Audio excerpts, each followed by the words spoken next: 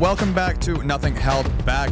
It's me, Caleb. Angel is supposed to be with us today, but he is not feeling super well. So it is just me today, but hope you guys are doing good. It's been a great week. We've had a lot of great playoff games with NBA and NHL, a little bit of NFL stuff going on as well. So without further ado, let's hop right into it. First off, last night we had the Knicks taking off a huge near 40-point victory over the Philadelphia 76ers in New York. Obviously, with the Sixers coming off a really deep Game 7 series, Knicks having a little bit of rest ahead of time as well, you kind of expected the Knicks to win that first game, especially it being in New York, but I don't think any of us expected it to be a 39-point victory. It was nice to see, Paul George knocking down a couple threes. He was doing pretty solid. I mean, Cat was playing really good ball. Jalen Brunson, of course, as well. But no, it's been a really good game for these playoff series so far. Obviously, we've got NHL playoff. Ooh, just punched the microphone a little bit. But no, it's been a great week of sports. Obviously, like I said, Game 1, Philadelphia versus the Knicks. We've also had Cleveland versus Detroit starting up as well. They're actually playing, I believe, Game 1 right now as we speak. I honestly think with how close that series was against the Magic, I don't know if the Pistons can overcome Cleveland. I think Cleveland is a much better team that they just faced in Orlando, and I don't know if Detroit has to really step up their game a little bit. They kind of looked a little, I don't know if it was off is the right word for it, but they just didn't look 100% in that last series against Orlando, and I think they're going to really have to pick up the pace. Cade Cunningham's going to have to really pick up the pace as well if they want to take down Cleveland in this series. Donovan Mitchell's going to have to play really good ball as well, because Detroit, like I said, they're going to have to play really good basketball in this series, and I don't know if that's going to happen. But if Cleveland can just kind of keep up the pace, keep ahead of Detroit, I really do think they can kind of clinch this series. I don't think it's going to be a sweep. I think this is going to be a very solid series regardless. But I'm thinking Cleveland in 6 if I had to guess here, just with Donovan Mitchell, we're going to be playing good ball. Evan Mobley, they've got, I believe James Harden. I don't think he's hurt anymore, so he's going to be, playing hopefully good minutes in this series as well. It's going to be a very tough series in that one. And then we've got Lakers versus the Thunder, I believe starting tonight for Game 1. They're actually 15.5-point underdogs, which is the largest deficit that LeBron James has had in his career. He's never been this high of an underdog in any game he's played. This is the largest we've ever seen. So hopefully, the Lakers can kind of beat the Thunder. They're definitely underdogs in this series, which is why they're 15.5-point underdogs.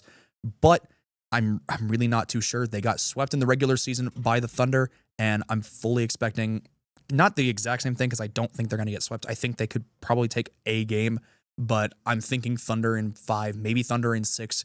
If Luka comes back healthy, if Reeves is 100% as well. That's going to be a big question mark though. Is Luka and are Luka and Austin Reeves ready for this series? I'm not 100% sure. I'm not 100% sold. I don't even know if either of them are playing tonight here in a little bit. So if they're not playing, Thunder's probably going to take this Game 1 pretty quickly here. And I don't know how the rest of this series is going to go. Hopefully it goes well though.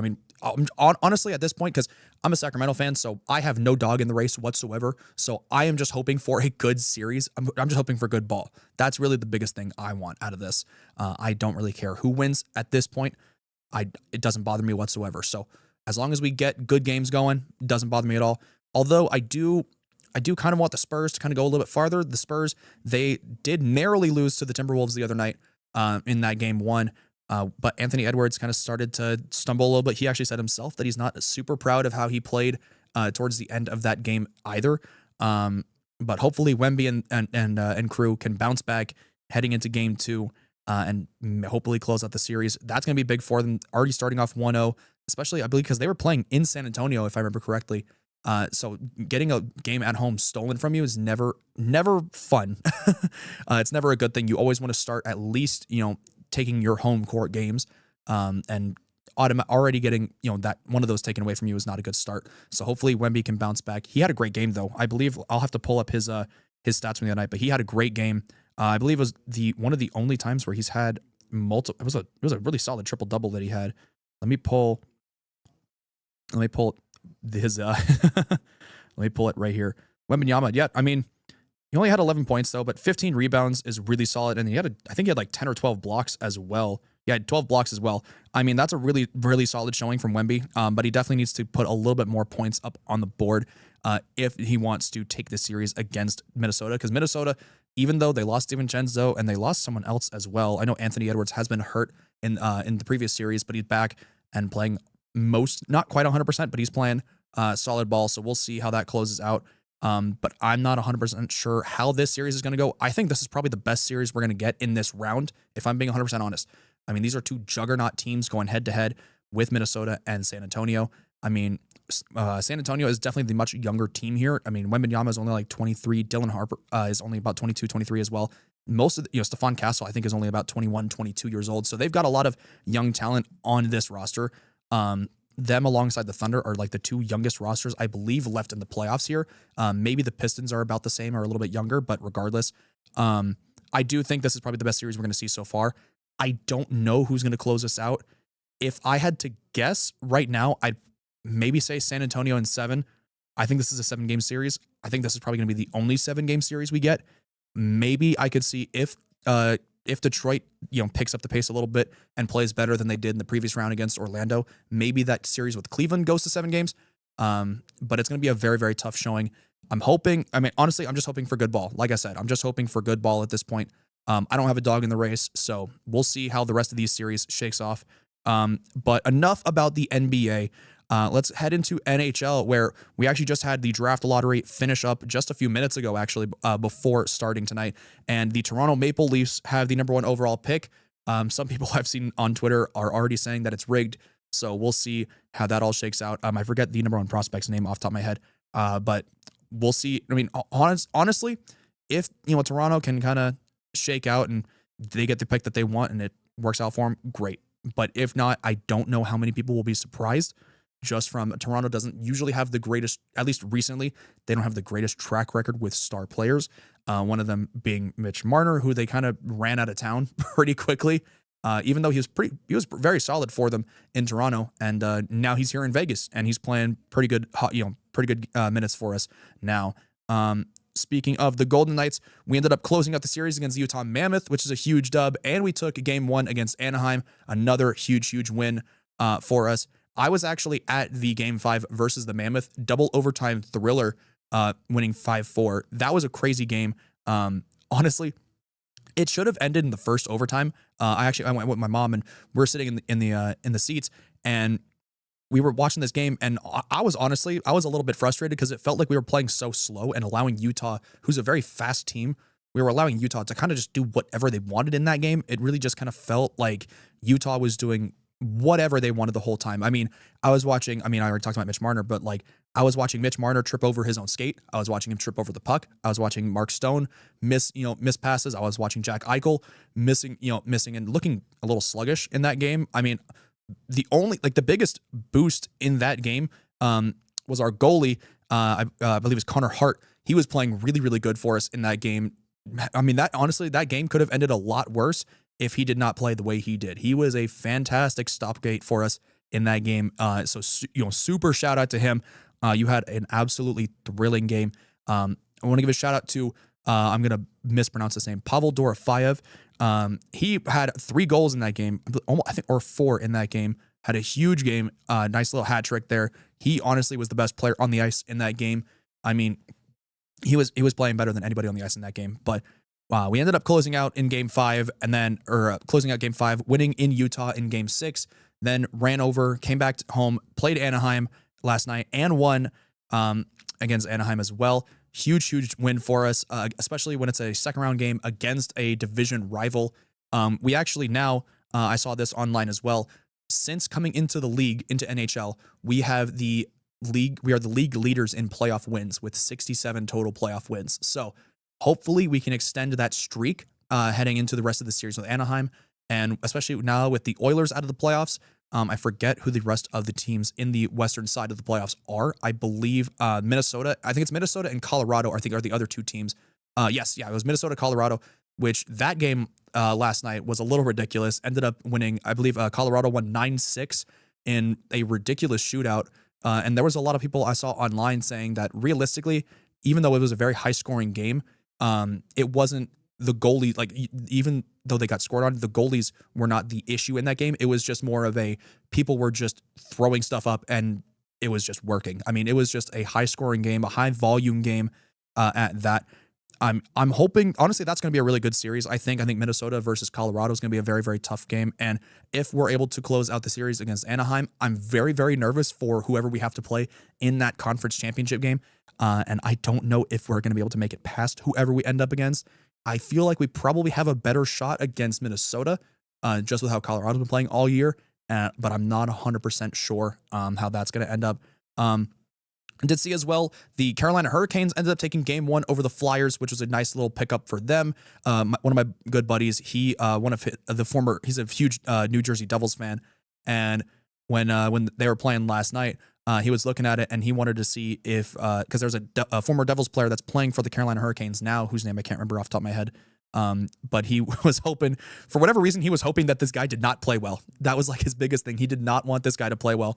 And it ended up, the guy that he didn't want, I believe, ended up scoring the game-winning goal in that game for Carolina as well. So definitely a little bit of a nudge in that direction. But definitely that's going to be a very fun series, Philly versus Carolina. I'm very excited to see who ends up taking that series.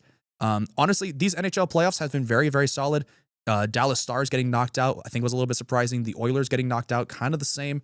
And their star player is saying, I mean, we were a mediocre team all year. We were mediocre all year. So hopefully they work out something with him, because it sounds like he may want out of Edmonton, which is definitely going to be a big dip for Edmonton. I mean, honestly, if you're the Oilers, you can't afford to allow your star player to walk in free agency or demand a trade or anything like that. Last offseason, he signed a 2-year extension just so, at a little bit of a discount, so they'd be able to bring in a little bit more talent. And they kind of did the opposite. They shipped off, I believe their star goalie was one of the ones that they shipped off for a couple of rotational pieces. And it's obviously not worked for them now that they've been eliminated from the playoffs. But we'll see how that shakes out. I mean, realistically, McDavid, I don't know if he's going to be an Oiler for too much longer. He may force his way out. We see over the last handful of years, whether it's NHL, whether it's NBA, NFL, a lot of these big leagues, when teams have a very big star player on a very, very poor team, these guys, when they've had enough, when loyalty no longer matters at that point, when they've been there for 5-10 years and they've done absolutely nothing, and they have nothing to really show for it. Don't get me wrong, McDavid, he's got a handful of trophies, he's won a couple of MVPs, like he's definitely had a very solid career. But the biggest issue at hand for him is, at this point, I think he's 11 years in, and he has not won the Stanley Cup yet. And he's made it very, very clear that is something that he wants to do. That is his biggest goal. And of course it is, because in any professional sports league, the ultimate goal is to win whatever the championship is, whether it's the Super Bowl, whether it's the NBA Finals, whether it's the World Series, doesn't matter. At the end of the day, your goal is to win rings. And if you cannot do that, you need to go find somebody that can, whether it's maybe your coach is not doing super hot, whether it's your star player, maybe he lost a step or he got super injured and you're just ready to move on at that point. At the end of the day, something's gonna have to give, and it looks like McDavid, he is gonna find a way to get himself out of Edmonton this offseason, just from his little end of season interview after the final game last week. But we'll see how that goes on there. Speaking of coaches and everything getting fired, Jamal Mosley, former coach of the Orlando Magic, has been dismissed from the team. We had talked about this a couple weeks ago. Everybody kind of expected this to happen, just because they've been to 3 straight playoffs and they've been 3 straight first-round exits. So at some point, something's got to give, right? That's what I just said a second ago. So at the end of the day, for him, Jamal Mosley, he's out. So now the search is on for them. There's a few different coaches. I don't know if they've released their search mix quite yet. I did see the Pelicans. They've already been looking at a couple of guys. 2 of them being Rajon Rondo and Darvin Ham, being 2 names that have been floated about for that coaching position. So we'll see how that goes. I mean, we've already seen with the Lakers, if they're hiring a former NFL or NBA player, I don't know if JJ Redick was an all-star in his career. He might have been. But something like Rajon Rondo, he's been on championship winning teams. He's been an all-star. He knows what it takes to win. And at the end of the day, you want somebody coaching your team who knows how to win. So even though he doesn't really have a ton of coaching experience, he's been an assistant coach for the Milwaukee Bucks. I believe this last year, and I believe the year before as well. He's been there for, I think, 1 or 2 years. So we'll see if he ends up getting it. That'd be kind of interesting because, like I said, he's going to be someone that he knows how to win. He knows what it takes to win, and he's going to try to build a roster, if he gets it, to build a roster that is able to do so. Darvin Ham, he's kind of bounced around a little bit. He was the Lakers coach for a minute. He was in Milwaukee's for a minute as well, assistant coach next to Doc Rivers. He's been a couple other teams as well, which I can't remember off the top of my head right now. But from what I've seen with Darvin Ham, wherever he goes, it doesn't end well. So at least these last couple of teams, whether it's Milwaukee and LA, with being the two big ones. So I'm not 100% sure if they go with Darvin Ham. I don't know if he's going to be the guy that kind of gets them over the hump. Honestly, am I 100% sure that it's Rajon Rondo either? No. We don't know who it's going to take to get them over the hump. We're going to have to wait and find out. That's really the biggest question here, is who is going to be that Pelicans head coach, because honestly, that roster is not great. They don't have a ton of guys on that roster that you're super excited about. I mean, you have Derek Queen. He's been very solid. Derek Fears as well. Or Jeremy Fears, I believe, actually. He was pretty solid this year as well. You have Zion Williamson. Who knows what's going on with that? He could be a guy that's on the out. I mean, we've seen it over the last couple of years. That's Zion Williamson. He's battled injuries throughout his entire career, especially the last handful. When he's healthy and he's at 100%, he actually plays good basketball. But I feel like 80% of his career, he's missed games. He's missed games every single year. He's missed, I think, half the season almost every year of his career. I think at least half. Outside of like 1 or 2 years, he might have missed less than half, but most of it's been the majority of the season every year of his career. Which, especially in a star player that you took number 1 overall, that's not something that you want. You want someone that's going to be able to, lead your franchise and lead you to multiple rings and, building a roster that sells tickets and wins games and wins rings. And Zion Williamson has not been really any of those things. Zion Williamson has not done any of those things. They haven't won any games. They haven't really sold a ton of tickets, because I've seen, especially over the last like 2 years or so, some of those Pelicans tickets you can get in for like $6. Honestly, that's pretty sad. It costs more to go to McDonald's. At the end of the day, that's the truth. Other teams that are doing that as well. Memphis Grizzlies, same situation. They haven't really done a ton in the last couple of years. That's why they just blew it up and traded away Desmond Bane and traded away Triple J. Ja Morant is probably the next guy out, which honestly, I'm kind of surprised he wasn't the first guy out, because quite frankly, he's probably the worst of those 3 players. But I guess that's probably why he's still there, is because there's not going to be a trade market for him, because he's a player that isn't very good. And granted, I am not saying that I am going to be better than Ja Morant in any capacity. Let me make that clear. I'm very much aware that I will be complete garbage if I were to ever play in the NBA. I'm fully aware of this. And I'm fully aware that he is a significantly better ball player than I'll ever be. Fully aware. But Ja Morant has done basically nothing in his entire career. He took the Grizzlies to the playoffs, I think, once when they played LeBron and the Lakers in that, I believe, round 1 matchup, and they got swept in that series, actually. I think they got swept maybe in 5 games in that series. But when you're a guy that's not going to be he's not a great, ball player. He's not a super big, scorer. He's not a big passer. He's not really great at any of the things that you're supposed to be, especially as a number 1 option. And then you're injured all the time. You've got all these different PR nightmares, whether it's him waving the gun around in the Denver nightclub or him punching the 17-year-old in a game of pickup basketball. And it was like all these different things that have just kind of amounted and stacked up to Ja Morant needs to go. I think he needs to start fresh. Honestly, there's a chance that, if he gets traded this offseason, which he probably will be, is my expectation here. I think he's going to get traded. It's not going to be for much, because his trade market is probably the lowest it's ever been. If we're being honest, if this was 2 or 3 years ago, maybe you can get some decent players out of him. But I think at this point, with all of everything that's happened, I think it's just time to cut ties. Even though the market's super low, I think it's just time to go. He even actually managed, I don't even know how he managed this. He more or less managed to get his coach fired. Taylor Jenkins, who's now the head coach over in Milwaukee, took over Doc Rivers' job. Even though Taylor Jenkins, he was really solid as their head coach. He had them above 500. He had them winning games. He had Ja Morant looking pretty decent. It was just the style of play that Taylor Jenkins runs in the NBA does not fit with how Ja Morant plays. Because I believe it was Taylor Jenkins, his style of his coaching is more of a pick and roll scheme.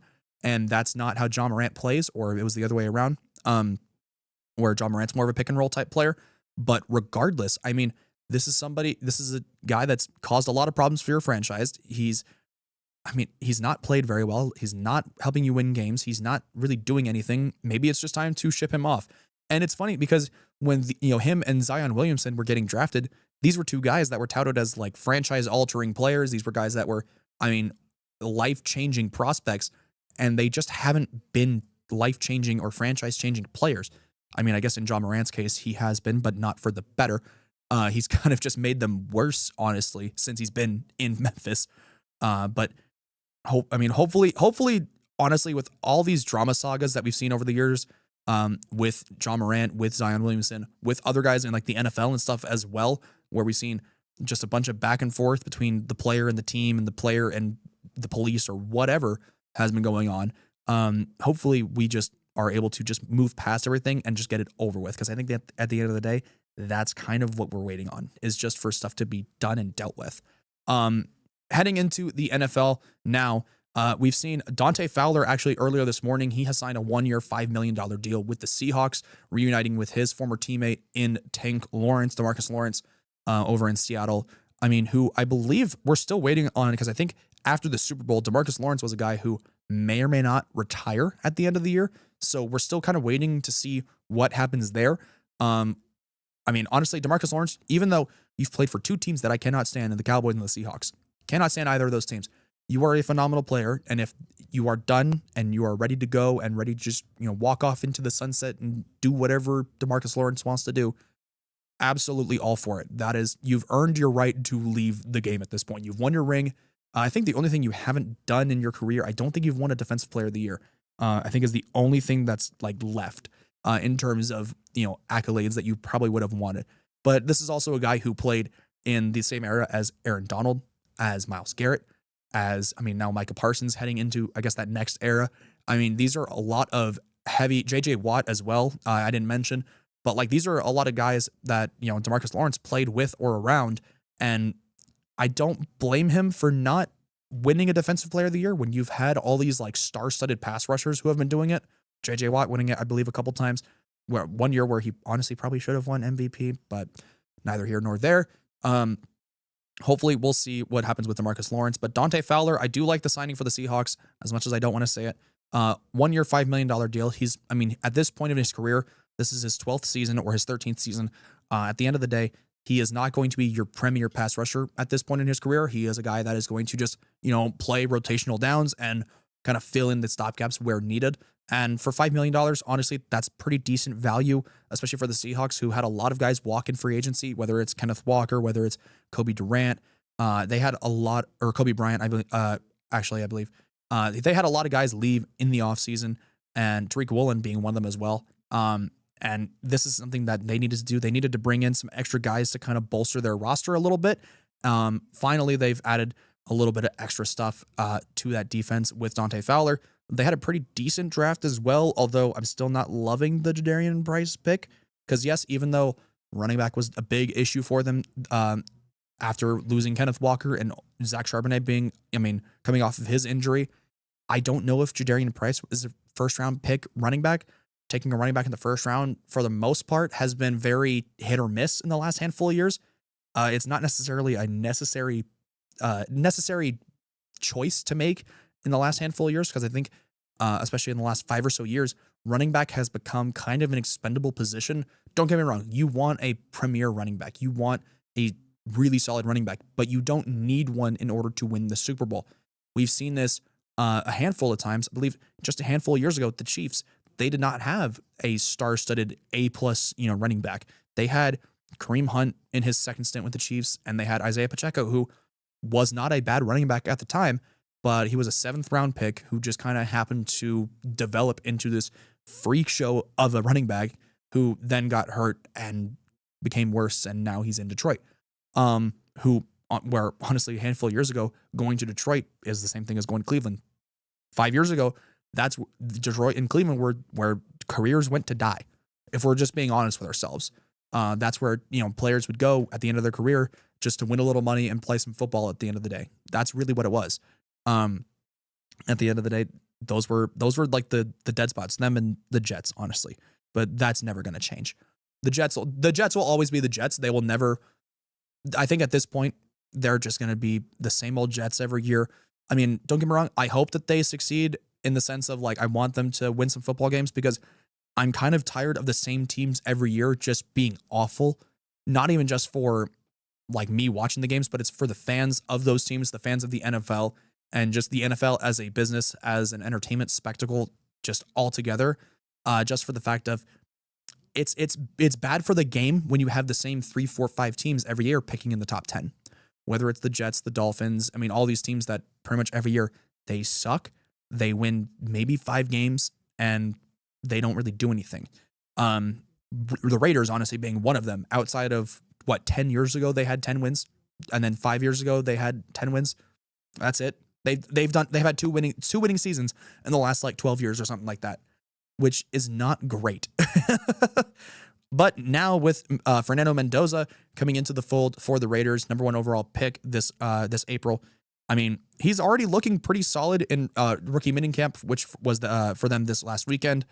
He's already said as well, because this is a big question, because usually when it's the Super Bowl champion or the national champion for college football, that team gets invited to the White House and talks to the president, and it's like a whole big spectacle, right? This happens every year.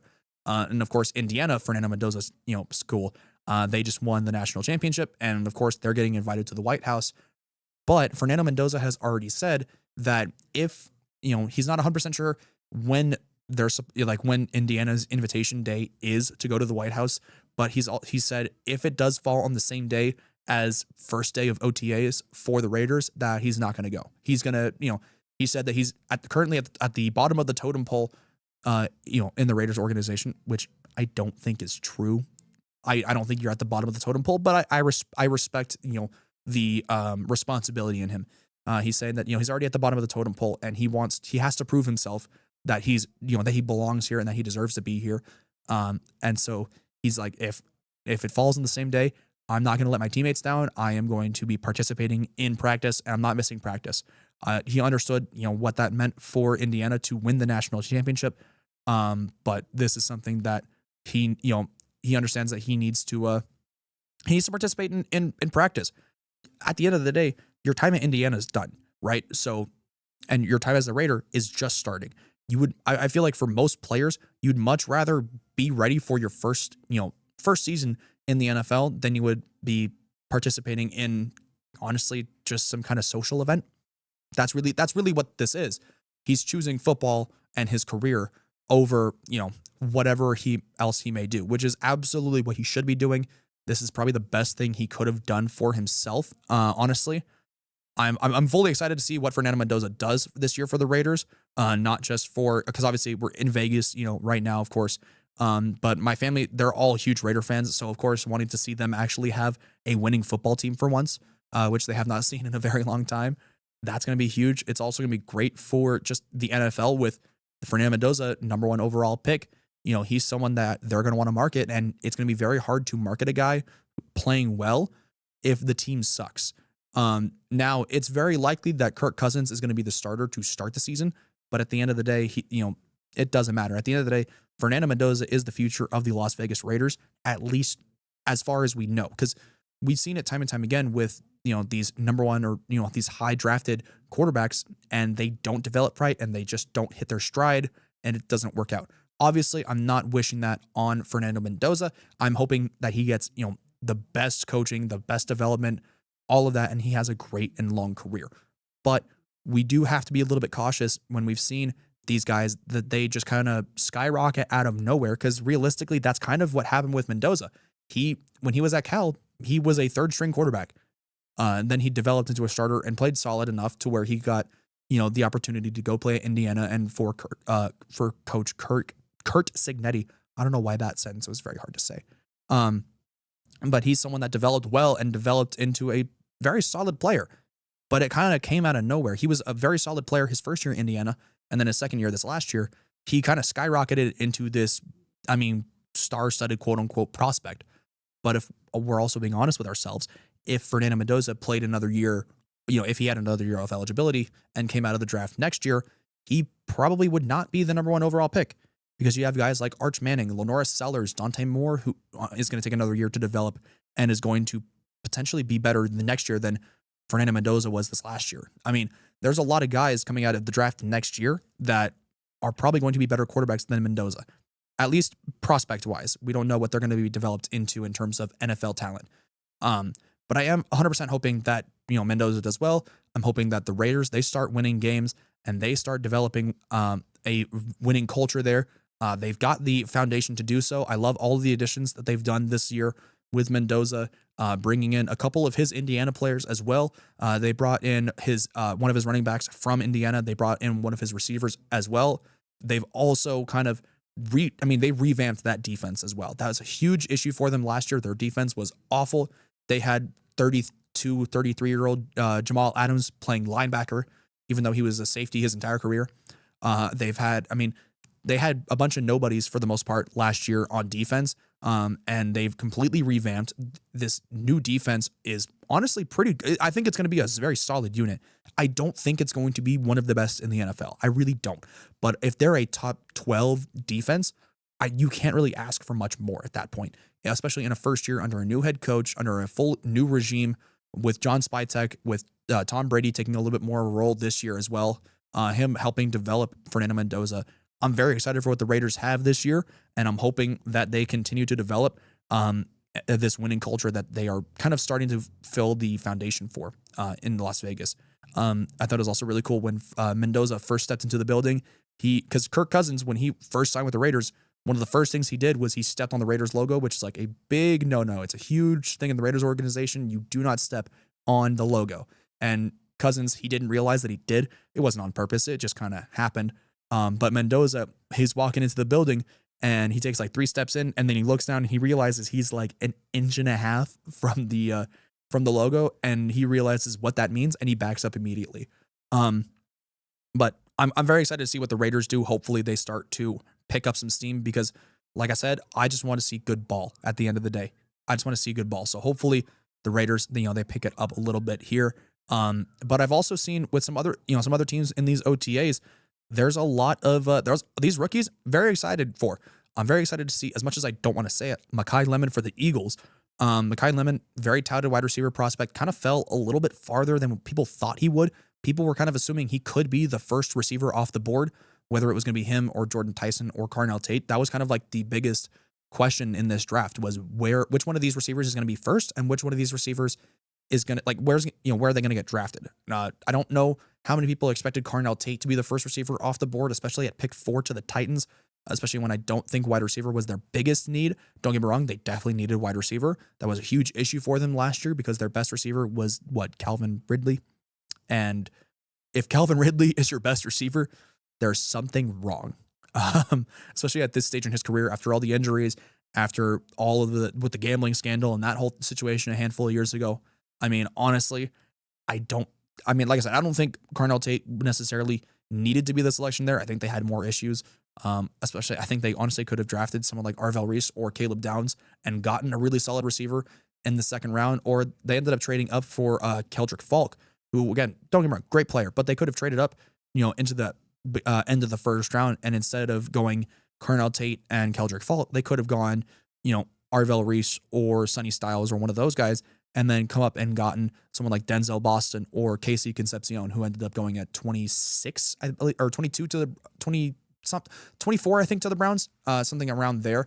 Definitely could have been someone drafted. I mean, I think that would have been a little bit of a better haul for them, getting a top-end defensive prospect to help alleviate a lot of the pressure off of guys like Jeffrey Simmons, and then getting, again, a very, very solid wide receiver at the end of the first round or beginning of the second round to alleviate a lot of the pressure off of Cam Ward. Because realistically, there is a lot of issues on that team. I don't think there was a bad pick. I just think they could have, managed their picks a little better. But I'm very excited to see what the Titans do this year, though, with Robert Saleh at the helm, Brian Daboll now at the helm of the offensive side of the ball for him. This is probably, honestly, because obviously this is not Robert Saleh's first stint as an NFL head coach. He was with the Jets just a couple years ago, and that whole situation was a disaster. But again, it was the Jets, so I don't know what we were expecting. But when he had Nathaniel Hackett as his offensive coordinator. And then I believe it was one of the LaFleur brothers. I think it was Mike LaFleur was like a wide receiver coach or something like that for him. He brought someone in from his stint with the Niners as well. He brought someone in from that and ended up, it was a whole bouncing around with that as well. But I'm very excited to see what the Titans do with Brian Daboll coaching that offense, with Robert Saleh coaching that defense, and hopefully boosting that roster a little bit more as well. This could be probably the best Titans team we've seen since Mike Vrabel was the head coach just a handful of years ago, which I'm still kind of surprised that they fired Mike Vrabel because he was a very, very solid head coach for him. Then they brought in Brian Callahan. That was a mistake. I mean, he did nothing for them. He lasted a little over one season and then was fired. And I mean, hopefully the Titans manage their roster and their organization a little bit better. They've obviously got the new uniforms now. They're getting a new stadium in a couple of years. I believe 2029 is when that's supposed to be ready, or 2027 is when that's supposed to be ready. So we'll see kind of how that shifts out. But I'm very excited to see how the Titans look very exciting. Don't get me wrong. Absolutely. So hopefully they perform well.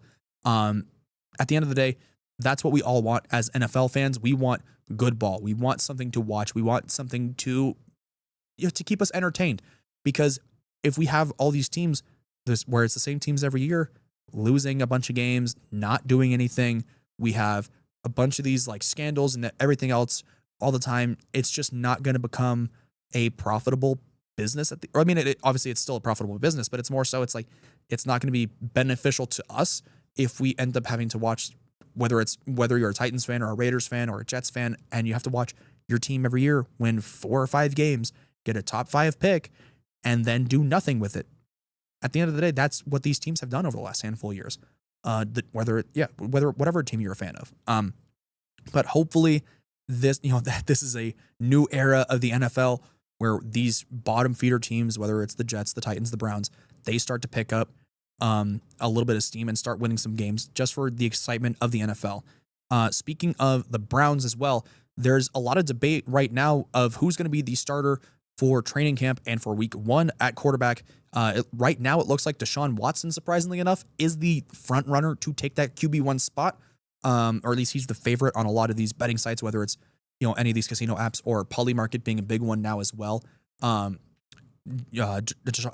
Watson is looking like he's going to be the starter in Cleveland for week 1, but we'll definitely see how that shakes out. I mean, this is still a competition. Shedeur Sanders, he has to pick, if he wants the spot at QB1, he's going to have to fight for it. It's looking like Dylan Gabriel is not going to be in that mix at all. He actually hasn't been participating in a lot of the practices and stuff. There was a lot of, I remember last week or the week before, he wasn't in the facility. He wasn't in the facility pretty much at all up until like a week ago. He didn't show up to any, he was never in the facility. Whereas Shedeur Sanders, he was in the facility every day, working out, getting in reps, watching film, doing all the stuff that you're supposed to do if you want to fight for a QB spot. He was doing to improve himself. And Dylan Gabriel, from reports that I've seen online, was not.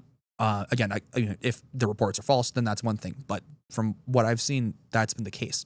So we'll definitely see how this all shakes out. Honestly, at the end of the day, we've had a lot of good sports recently, and we're going to continue to have good sports. We've seen WNBA as well. They just had their draft a couple weeks ago. And some of those WNBA picks, they've already been cut. Marta Suarez, pick 16, who originally was drafted. So she was a part of the whole Flau'jae Johnson to Seattle trade, because obviously Golden State ended up drafting Flau'jae, and then they ended up trading her to Seattle for the rights to Marta Suarez. And then Marta Suarez, who immediately after being drafted and then put through media day and then paraded around as this like all-worldly player for the Golden State Valkyries, she's been cut. We've seen that last year when actually the same team, Golden State Valkyries, last year, they did the same thing to Caitlin Chen, first round pick, supposed to be this part of the next steps, and then she got cut. Now, Caitlin Chen ended up re-signing towards the end of the season last year, but at the end of the day, this happens all the time where in the WNBA, these players, because there's so few spots in the WNBA compared to NBA, whether you have less teams and then less roster spots on those teams, it's much, much harder for these younger players to get in, and on the court, because you have these developed veterans who are just better. And we actually just saw just yesterday, Hailey Van Lith, first round pick from the Chicago Sky last year. She's been waived. So now two of their big picks, in the last handful of years, whether it's Angel Reese and now Hailey Van Lith, who ended up playing together, they're gone. I mean, they're both gone. So at the end, I don't know what's going on in the WNBA to where it seems like every single year we're seeing the same kind of cycle of these players. They get drafted, they get paraded around, and then they're just immediately just sent off. I mean, it's weird to me. I don't fully understand it. My only guess is just because of there not being enough roster spots, which, okay, if that's the issue, if there's not enough roster spots, if we increase the rosters by 1 or 2 spots each, I mean, that allows for what, 15, I think, extra players. If it's just one, I think it's 15 to 20, extra players in the WNBA, which is only going to benefit the WNBA, especially because a lot of these players that are being drafted, it's not like they're making a ton of money to cost the team millions of dollars. It's more of a lot of these players, especially, previous draft years, they've made very little money and they're costing the teams very little money. So keeping them around is not exactly the worst thing they can do. You know what I mean? Like it's a weird situation that we find ourselves in the WNBA. Hopefully, everything does work out the way it's supposed to. I mean, we have week 1, I believe, starting this weekend, or preseason starting this weekend for WNBA. The Aces have their first game this Saturday. I forget exactly who we're playing. But hopefully, hopefully Las Vegas, we win another. Then we'll be four championships in 5 years at that point, which will be pretty dope, pretty cool. So we'll see how that goes there.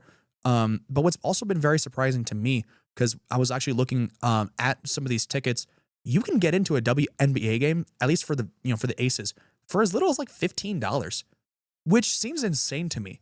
I mean, even though, yeah, I get it, the WNBA does not make a ton of money, getting into a professional sports game for $15, I feel like that's a little ridiculous. That feels like, semi-pro, like that feels like going to an XFL game. You know what I mean? Like that's what that is realistically. Or going to a college game, like 10 or $15 for a ticket. That is college ball levels of pricing. Obviously, it depends on, who you are and what team, what school, whatever.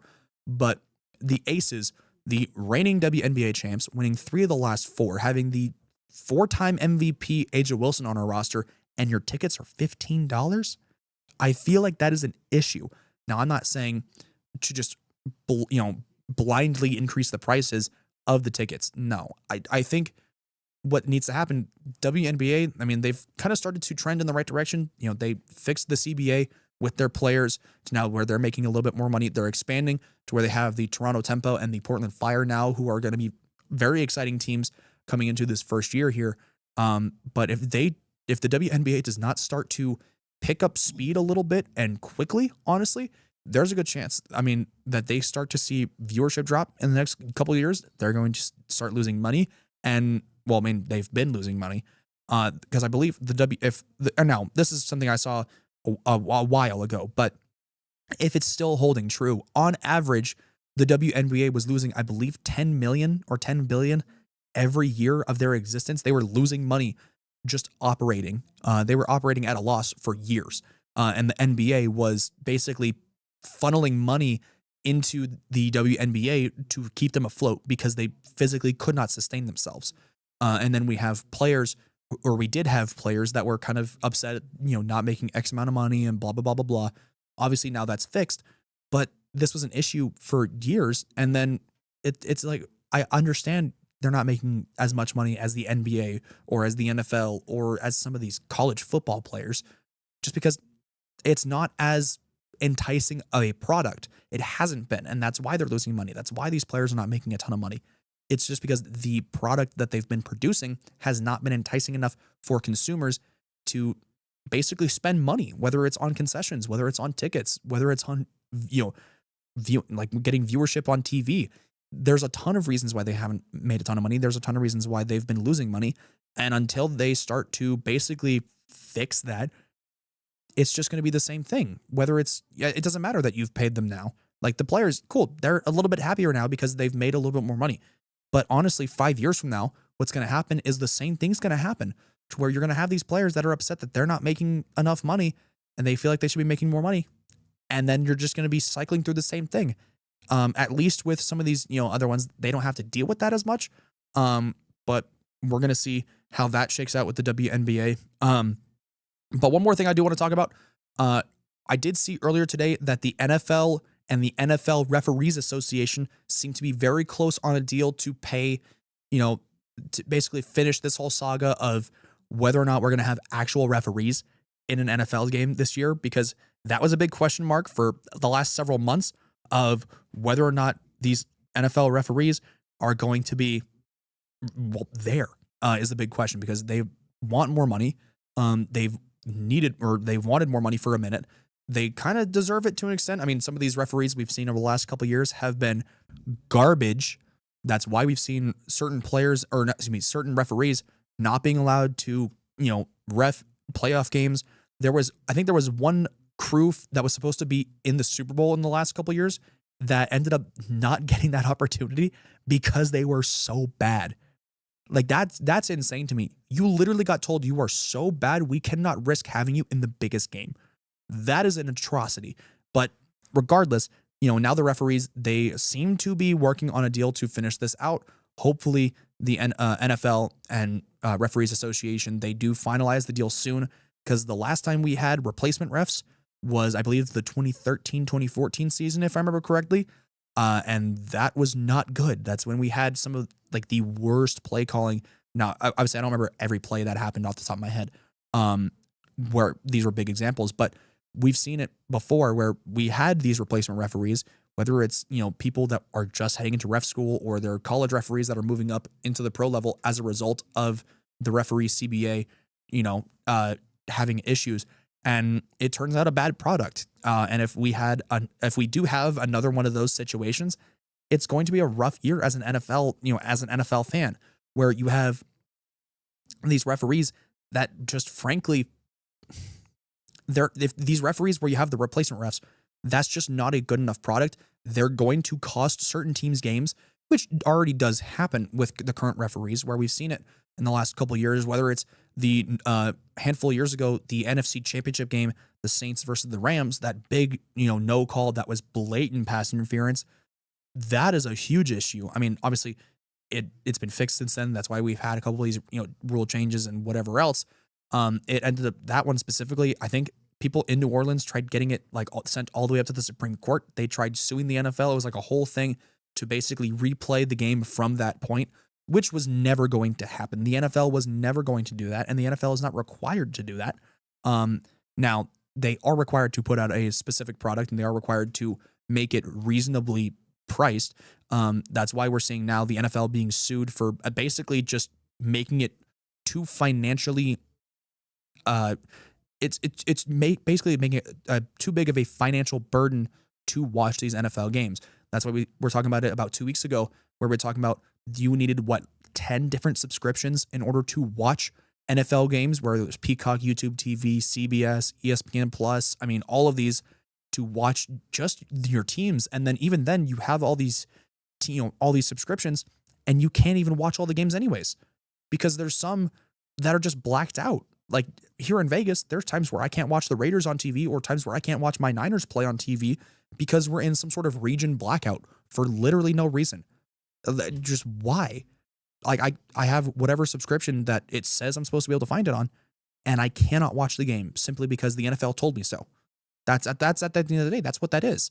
And that's why we're seeing, I forget exactly who is, I think it's someone, I don't even remember who's suing the NFL as a result of this, but we're seeing, the NFL getting sued for this because they're just not putting out a product that we're able to watch. But hopefully that whole situation gets resolved soon, just so that way maybe they lower the price. They're not going to lower any pricing. They're not going to make it easier to watch the games. It's just going to be the way it is. Maybe they'll say something as to, we'll start making improvements on blah, blah, blah, blah, blah. At the end of the day, nothing's going to happen. I mean, even if they do lose the lawsuit and they are forced to, they're going to do the bare minimum of what they're forced to do, and then they're just going to call it a day and say that they've done the Lord's work or something. That's at the end of the day, that's what that's going to be. So we'll see how that shakes out. One other thing I do want to talk about as well, a little bit, very off topic, but recently in the last few days, Spirit Airlines, they are ceasing operations. After 34 years, there is not going to be another flight. They've just lost too much money. They can't compete anymore, and they're just done. But now we'll see how that all shakes out. There's actually a guy that's online on TikTok. He's putting together basically like a GoFundMe almost, to where a bunch of people will donate money and become shareholders in an attempt to buy Spirit Airlines to keep it running, which is insane to me. Hey, if he manages to do this, all for it. Absolutely. That's hilarious. I love that. But it's interesting to see that basically anybody with $5 or $10 can just throw money at the issue and see if it'll work. Now, hey, maybe we'll see Spirit Airlines get bought out and return to service. I don't really know what's going to happen there, but yes, it sucks because that loses a budget airline that a lot of people were using to get from, let's say, from Fort Lauderdale to Dallas or whatever on very cheap pricing. You would pay $20 to get there. Granted, they had a bunch of fees because there was people online that were saying like, oh, my ticket was, X amount of money, but then they charged me for, they don't do like free carry-on. So it's like they charge you for a carry-on, or they would charge you for this, they would charge you for this. And it was like a whole thing. So maybe it's not that cheap. It's not cheap to fly regardless. If you don't have certain like credit cards or whatever that give you these rewards points to use on travel and everything, but we'll kind of see how that goes. But hopefully with all of this, whether it's Spirit Airlines and that whole situation, whether it's the NFL and them, getting this whole lawsuit and everything like that, the WNBA and their kind of player, their player retention issue, I guess is what I'm going to use. The NBA and all of these player scandals that we've seen over the years. And honestly, that's just like a big major sports thing. I've also seen too that there's a lot of stuff in the MLB where there are certain players that might be on the move. I've seen people mocking up Mike Trout trades recently. So maybe he gets traded from, the Angels. But if he does get traded from the Angels, it's not, they're not going to sell tickets anyways. But all right, guys, that is, I think, going to wrap it up for us today. Thank you guys so much for tuning in. And hey, I want to give a huge shout out to all of you one time, just because as of today, we've hit 150 subscribers. So thank you guys so much for tuning in every week. Thank you so much for showing us love on all of our socials, whether it's Instagram, whether it's TikTok, whether it's on our YouTube with all of our different drops of YouTube shorts and all of that. I want to thank you guys so much. We are going to be doing so much more in the next handful of months. We're going to be trying to do maybe some out of studio stuff. That would be really cool. Trying to maybe go to some games and do some little videos and stuff there. But hopefully you guys enjoy this just as much as we do. We really appreciate you. I know Engel, even though he's not here, I can speak for him in saying that we really appreciate what you guys have done for us. This is amazing. We love being here every week for you guys. And hopefully we're going to be here for a lot longer. But yeah, thank you guys so much for tuning in for us the last year and some change. We really appreciate it. And I can't wait to see what happens in the future. Thank you guys so much for watching, and we will see you guys next time. Peace out.